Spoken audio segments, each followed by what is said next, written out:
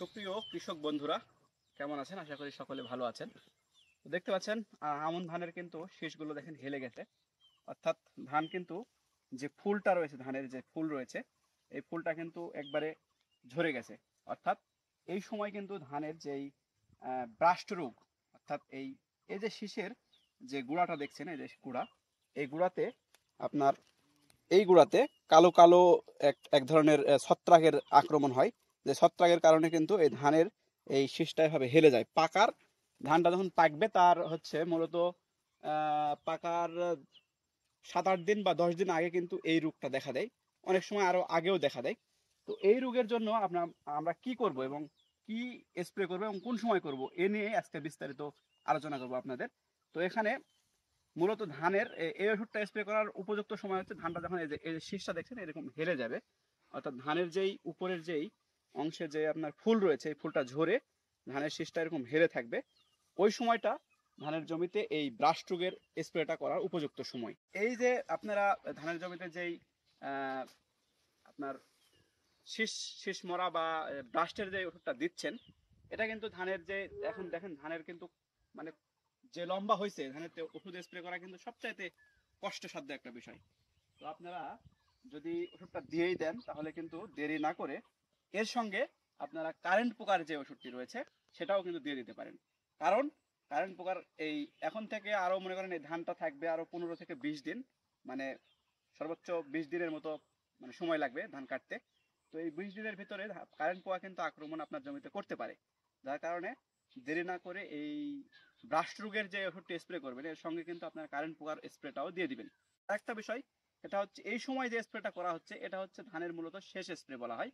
এই স্প্রে পরে আপনার হয়তোবা দু একটা কারেন্ট পোকার জন্য স্প্রে একটা বার দিতে হতে পারে, আবার অনেক সময় দেওয়া লাগে না।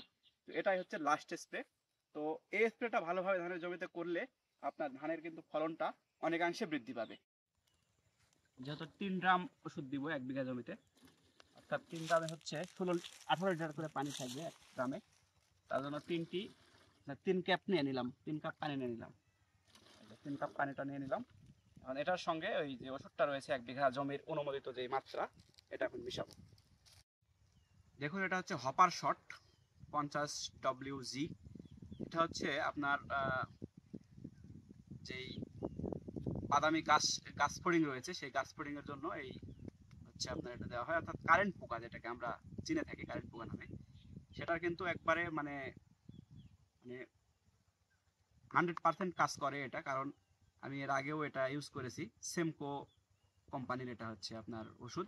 এখানে দেখেন 120 গ্রাম, 120 গ্রামের এই আপনার একটি ড্রাম রয়েছে। এই ড্রামে হচ্ছে 120 গ্রাম রয়েছে। 120 গ্রাম মূলত 3 বিঘা মাটির জন্য তৈরি করা হয়েছে। 3 বিঘা মাটি বলতে আপনার 33 শতকে যে বিঘা রয়েছে এই বিঘাতে 3 বিঘা।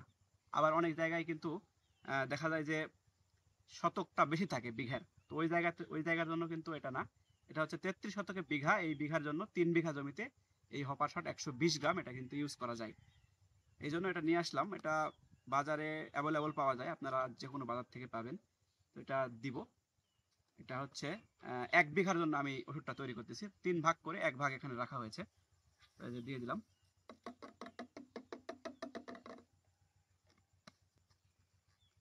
এরপরে আমাদের এই সময়ে যেটি সবচাইতে বেশি ক্ষতি করে ধানের, সেটা হচ্ছে আর কিছুদিন পরে ব্রাস্ট।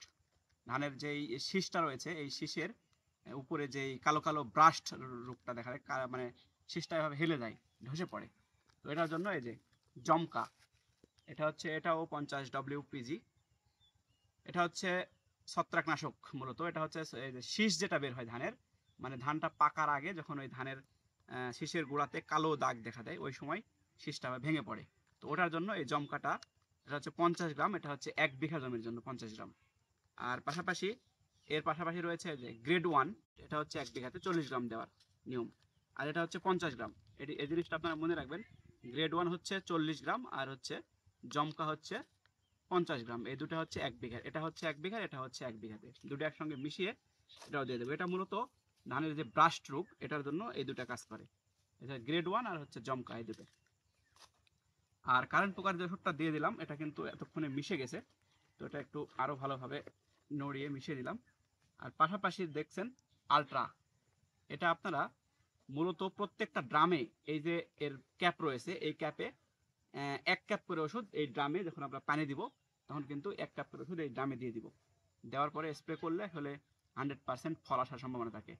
আলট্রা মূলত এটা হচ্ছে, এর কাজ হচ্ছে যে এই কারেন্ট পোকাটা আপনার জমিতে যদি থাকে দু একটা, তো ওর গায়ে যদি এটা পড়ে তখন ওই যখন আরেকটা পোকার সঙ্গে মানে মিশবে বা গায়ের সাথে গাটা লাগবে, তখন এটা মূলত এক ধরনের ভাইরাস, যে পোকাটাকে ধ্বংস করার জন্য এই ভাইরাসটা কাজ করে।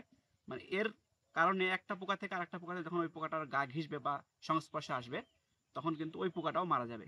যার কারণে আলট্রাটা ব্যবহার করা হয়। এটা খুবই ভালো একটা ওষুধ। এর আগেও আমি ইউজ করেছি, আপনাদের এই ভিডিও দেখিয়েছি। তো এটা খুবই ভালো। তো এটা হচ্ছে মূলত 1 গ্রামে এই ক্যাপে 1 ক্যাপ করে দিতে হয়। এই হচ্ছে মূলত ওষুধ। এখন আমরা এগুলো মিশিয়ে তারপর ধানের জমিতে চলে যাব।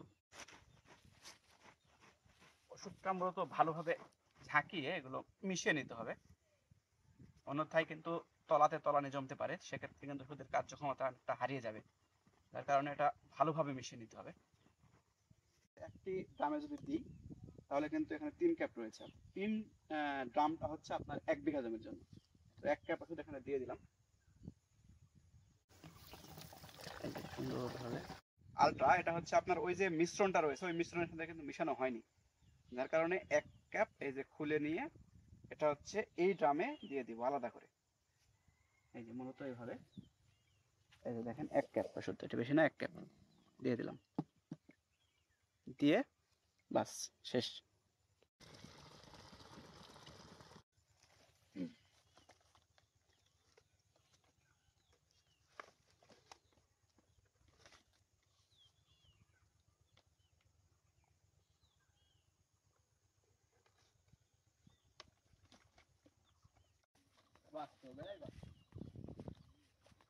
ভালোভাবে স্প্রেটা দিয়ে দিবেন ধানের, যেহেতু আপনার ধানটা এখন শেষ স্প্রে, তো এটাতে অবহেলা করা যাবে না। একবারে আপনার 100% যাতে বিষটা সব জায়গায় পুষে, এই জিনিসটা দেখে শুনে স্প্রে করতে হবে।